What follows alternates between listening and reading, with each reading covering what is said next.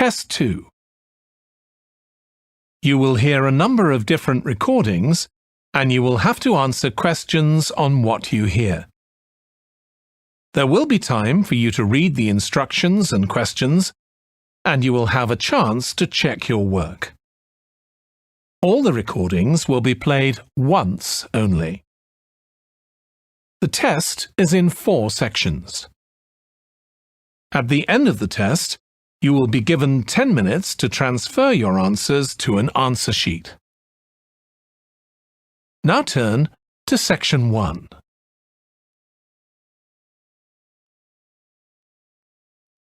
Section 1. You will hear a woman phoning the secretary of a cycling club to find out about becoming a member. First, you have some time to look at questions 1 to 6.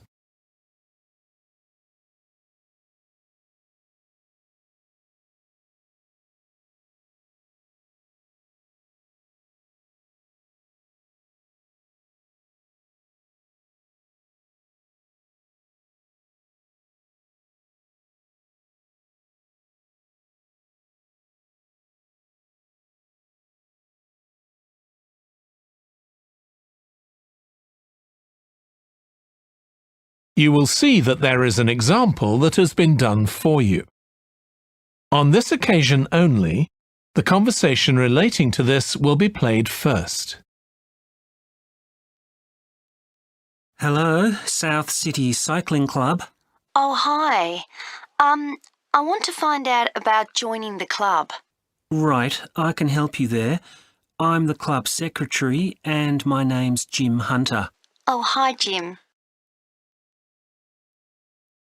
The club secretary's name is Jim Hunter, so Hunter has been written in the space. Now we shall begin. You should answer the questions as you listen because you will not hear the recording a second time. Listen carefully and answer questions 1 to 6. Hello, South City Cycling Club. Oh, hi. I want to find out about joining the club. Right, I can help you there. I'm the club secretary and my name's Jim Hunter. Oh, hi, Jim. So, are you interested in membership for yourself? That's right. Okay, well, there are basically 2 types of adult membership. If you're pretty serious about cycling, there's the full membership. That costs $260, and that covers you not just for ordinary cycling, but also for races both here in the city and also in other parts of Australia. Right. Well, I'm not really up to that standard. I was more interested in just joining a group to do some cycling in my free time. Sure, that's why most people join. So in that case, you'd be better with the recreational membership. That's $108 if you're over 19 and $95 if you're under. I'm 25. Okay, it's paid quarterly and you can upgrade it later to the full membership if you want to, of course. Now, both types of membership include the club fee of $20. They also provide insurance in case you have an accident, though we hope you won't need that, of course. No.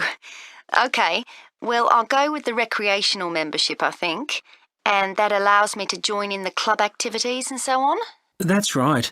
And once you're a member of the club, you're also permitted to wear our kit when you're out cycling. It's green and white. Yes, I've seen cyclists wearing it. So can I buy that at the club? No, it's made to order by a company in Brisbane. You can find them online. They're called Jerry's. That's Jerriz. You can use your membership number to put in an order on their website. Okay. Now, can you tell me a bit about the rides I can do? Sure. So we have training rides pretty well every morning, and they're a really good way of improving your cycling skills as well as your general level of fitness. But they're different levels. Level A is pretty fast. you're looking at about 30 or 35 kilometres an hour. If you can do about 25 kilometres an hour, you'd probably be level B. And then level C are the novices who stay at about 15 kilometres per hour. Right.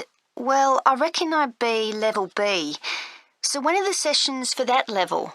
There are a couple each week. They're both early morning sessions. There's one on Tuesdays, and for that one you meet at 5:30 a.m, and the meeting point's the stadium. Do you know where that is? Yes, it's quite near my home, in fact. OK, and how about the other one? That's on Thursdays. It starts at the same time, but they meet at the main gate to the park. Is that the one just past the shopping mall? That's it. Before you hear the rest of the conversation, you have some time to look at questions 7 to 10.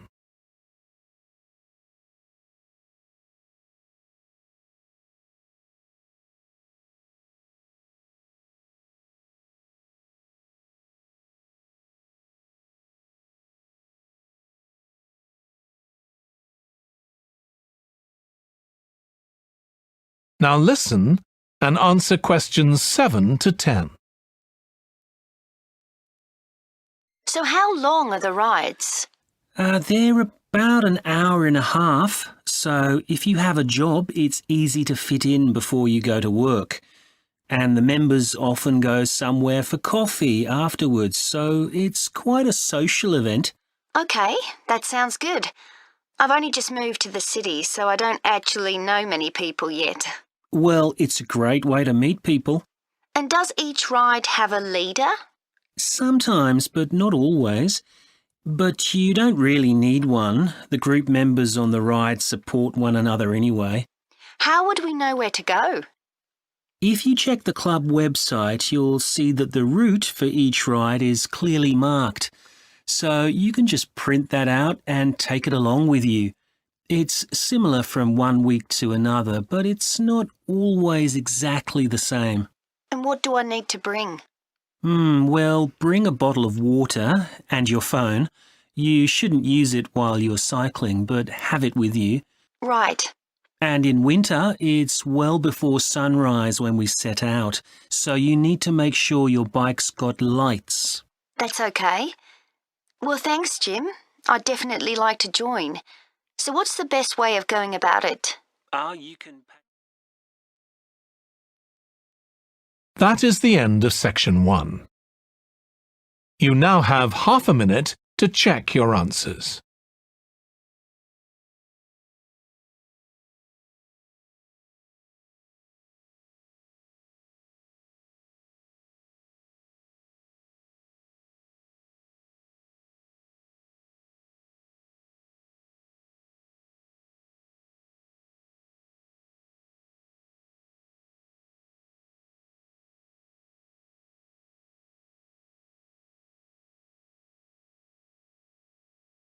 Now turn to section 2.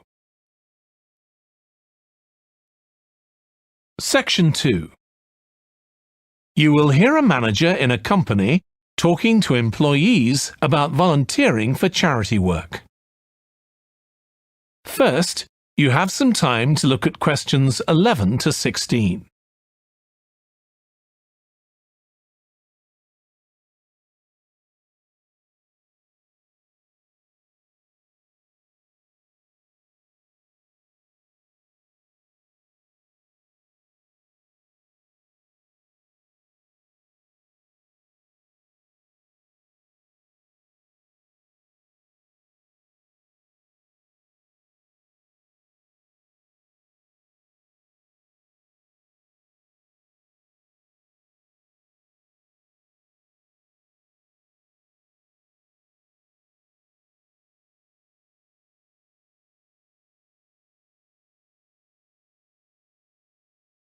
Now listen carefully and answer questions 11 to 16. Thanks for coming, everyone. Okay, so this meeting is for new staff and staff who haven't been involved with our volunteering projects yet. So, basically, the idea is that we allow staff to give up some of their work time to help on various charity projects to benefit the local community. We've been doing this for the last 5 years, and it's been very successful. Participating doesn't necessarily involve a huge time commitment. The company will pay for 8 hours of your time. That can be used over 1 or 2 days all at once, or spread over several months throughout the year. There are some staff who enjoy volunteering so much, they also give up their own free time for a couple of hours every week. It's completely up to you. Obviously, many people will have family commitments and aren't as available as other members of staff. Feedback from staff has been overwhelmingly positive. Because they felt they were doing something really useful, nearly everyone agreed that volunteering made them feel more motivated at work.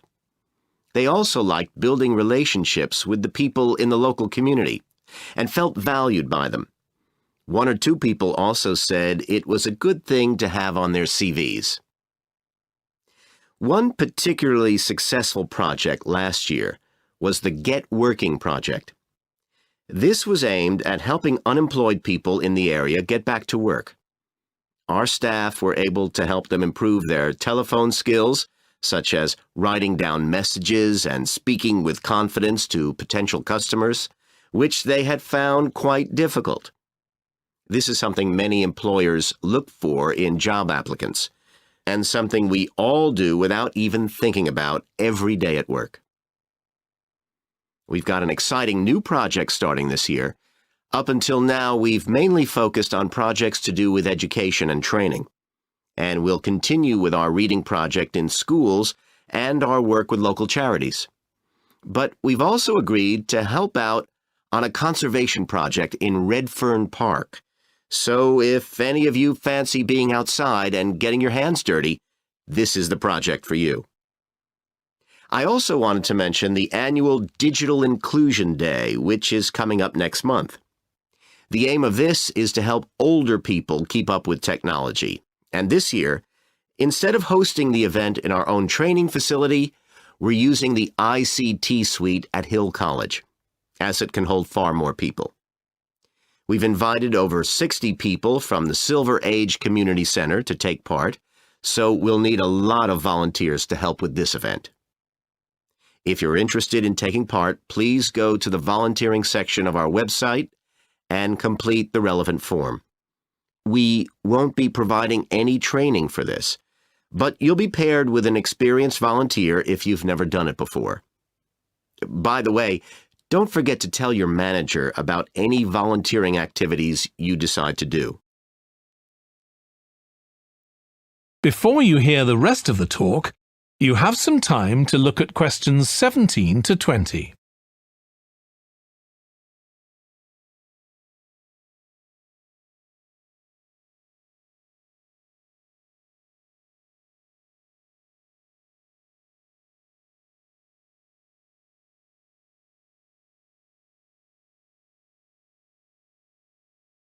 Now listen and answer questions 17 to 20. The participants on the Digital Inclusion Day really benefited. The majority were in their 70s, though some were younger, and a few were even in their 90s.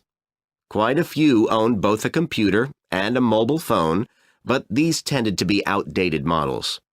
They generally knew how to do simple things like send texts, but weren't aware of recent developments in mobile phone technology. A few were keen to learn, but most were quite dismissive at first. They couldn't see the point of updating their skills. But that soon changed. The feedback was very positive. The really encouraging thing was that participants all said they felt much more confident about using social media to keep in touch with their grandchildren, who prefer this form of communication to phoning or sending emails. A lot of them also said playing online games would help them make new friends and keep their brains active. They weren't that impressed with being able to order their groceries online, as they liked going out to the shops, but some said it would come in handy if they were ill or the weather was really bad. One thing they asked about was using tablets for things like reading newspapers. Some people had been given tablets as presents, but had never used them. So that's something we'll make sure we include this time. That is the end of Section 2. You now have half a minute to check your answers.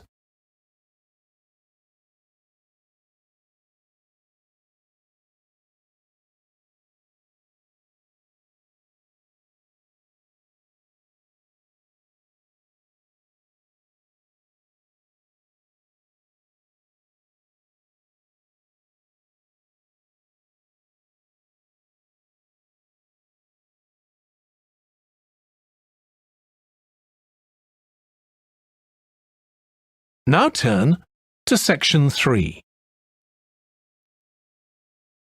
Section 3.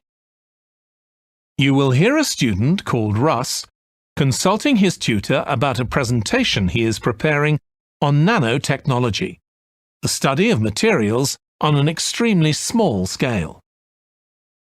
First, you have some time to look at questions 21 to 25.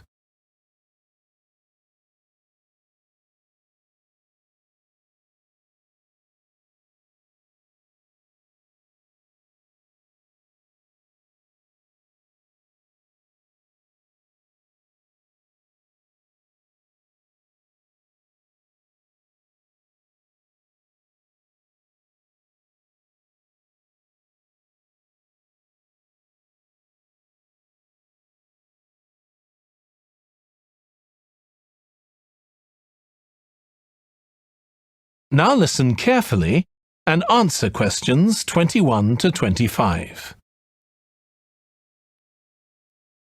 Come in, Russ. Thank you. Now, you wanted to consult me about your class presentation on nanotechnology. You were due to give it next week, aren't you? That's right, and I'm really struggling. I chose the topic because I didn't know much about it and wanted to learn more, but now I've read so much about it, in a way there's too much to say. I could talk for much longer than the 20 minutes I've been allocated. Should I assume the other students don't know much and give them a kind of general introduction, or should I try and make them share my fascination with a particular aspect? You could do either, but you'll need to have it clear in your own mind. Then I think I'll give an overview. OK. Now, one way of approaching this is to work through developments in chronological order. On the other hand, you could talk about the numerous ways that nanotechnology is being applied. You mean things like thin films on camera displays to make them water repellent and additives to make motorcycle helmets stronger and lighter? Exactly.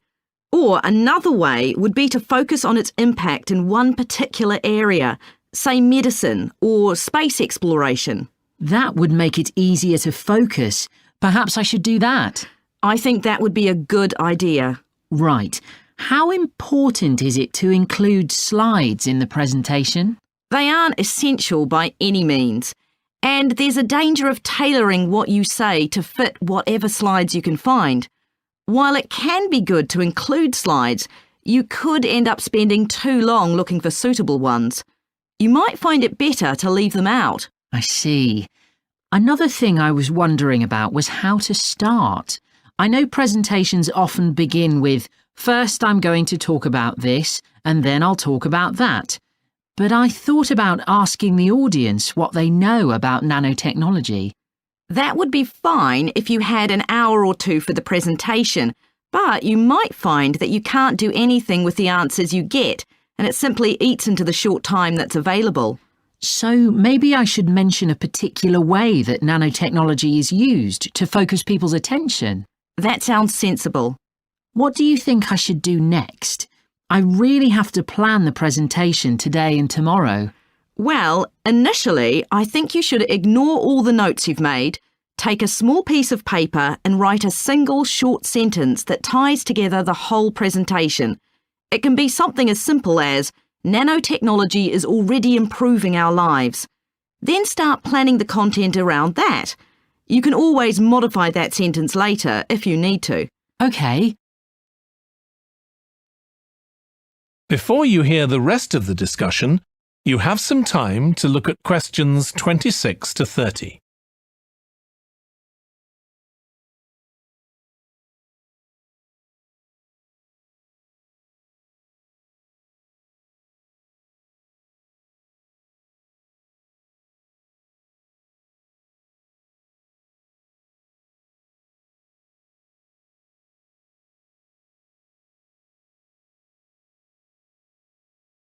Now listen and answer questions 26 to 30. OK, now let's think about actually giving the presentation. You've only given one before, if I remember correctly, about an experiment you'd been involved in. That's right. It was pretty rubbish. Let's say it was better in some respects than in others. With regard to the structure, I felt that you ended rather abruptly, without rounding it off. Be careful not to do that in next week's presentation. OK. And you made very little eye contact with the audience because you were looking down at your notes most of the time. You need to be looking at the audience and only occasionally glancing at your notes. Your body language was a little odd. Every time you showed a slide, you turned your back on the audience so you could look at it. You should have been looking at your laptop. And you kept scratching your head, so I found myself wondering when you were next going to do that, instead of listening to what you were saying. Oh dear. What did you think of the language? I knew that not everyone was familiar with the subject, so I tried to make it as simple as I could. Yes, that came across. You used a few words that are specific to the field, but you always explained what they meant, so the audience wouldn't have had any difficulty understanding. I must say, the handouts you prepared were well thought out. They were a good summary of your presentation, which people would have been able to refer to later on, so well done on that. Thank you. Well, I hope that helps you with next week's presentation. Yes, it will. Thanks a lot. I'll look forward to seeing a big improvement then. That is the end of section 3. You now have half a minute to check your answers.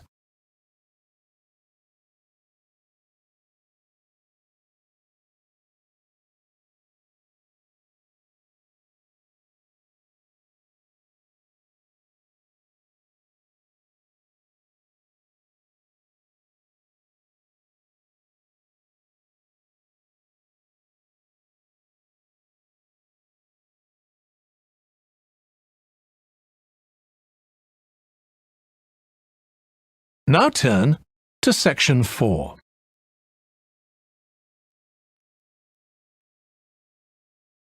Section 4. You will hear a lecturer in psychology talking about a type of memory.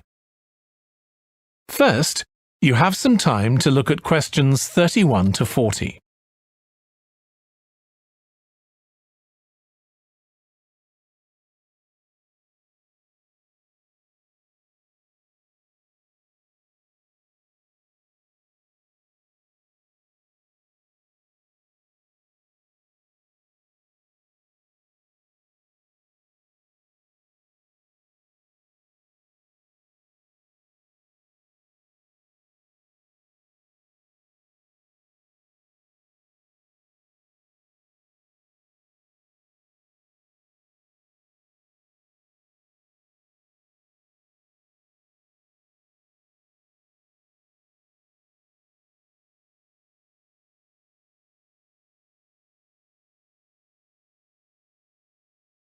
Now listen carefully and answer questions 31 to 40. Today, we'll be continuing the series of lectures on memory by focusing on what is called episodic memory and what can happen if this is not working properly. Episodic memory refers to the memory of an event or episode. Episodic memories allow us to mentally travel back in time to an event from the past. Episodic memories include various details about these events. For example, when an event happened and other information such as the location. To help understand this concept, try to remember the last time you ate dinner at a restaurant. The ability to remember where you ate, who you were with, and the items you ordered are all features of an episodic memory. Episodic memory is distinct from another type of memory called semantic memory. This is the type of factual memory that we have in common with everyone else. That is your general knowledge of the world. To build upon a previous example, remembering where you parked your car is an example of episodic memory. But your understanding of what a car is and how an engine works are examples of semantic memory. Unlike episodic memory, semantic memory isn't dependent on recalling personal experiences. Episodic memory can be thought of as a process with several different steps of memory processing, encoding, consolidation, and retrieval. The initial step is called encoding. This involves the process of receiving and registering information which is necessary for creating memories of information or events that you experience. The degree to which you can successfully encode information depends on the level of attention you give to an event while it's actually happening. Being distracted can make effective encoding very difficult. Encoding of episodic memories is also influenced by how you process the event. For example, if you were introduced to someone called Charlie, you might make the connection that your uncle has the same name. Future recollection of Charlie's name is much easier if you have a strategy to help you encode it. Memory consolidation, the next step in forming an episodic memory, is the process by which memories of encoded information are strengthened, stabilized, and stored to facilitate later retrieval. Consolidation is most effective when the information being stored can be linked to an existing network of information. Consolidation makes it possible for you to store memories for later retrieval indefinitely. Forming strong memories depends on the frequency with which you try to retrieve them. Memories can fade or become harder to retrieve if they aren't used very often. The last step in forming episodic memories is called retrieval, which is the conscious recollection of encoded information. Retrieving information from episodic memory depends upon semantic, olfactory, auditory, and visual factors. These help episodic memory retrieval by acting as a prompt. For example, when recalling where you parked your car, you may use the colour of a sign close to where you parked. You actually have to mentally travel back to the moment you parked.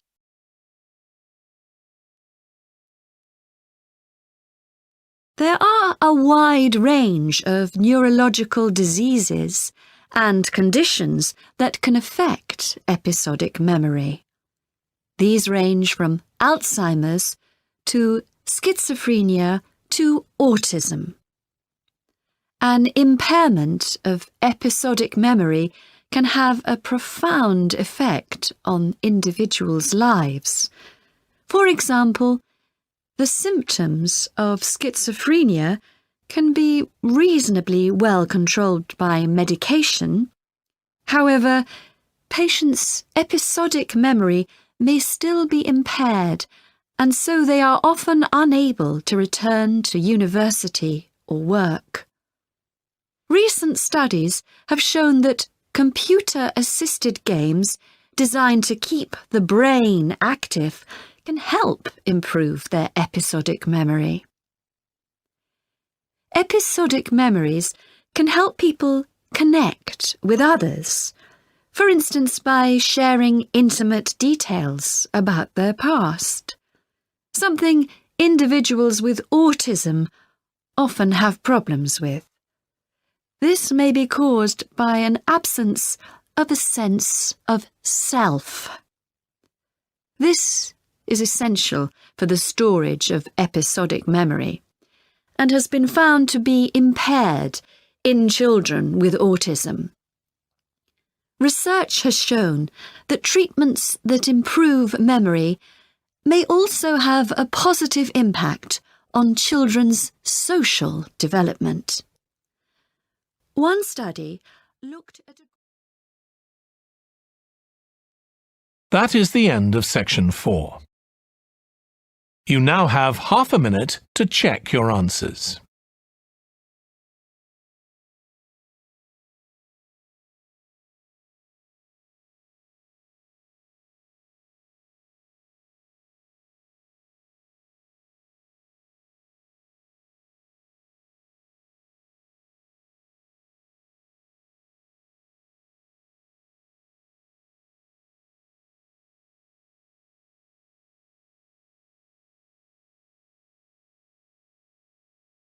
That is the end of the listening test. In the IELTS test, you would now have 10 minutes to transfer your answers to the answer sheet.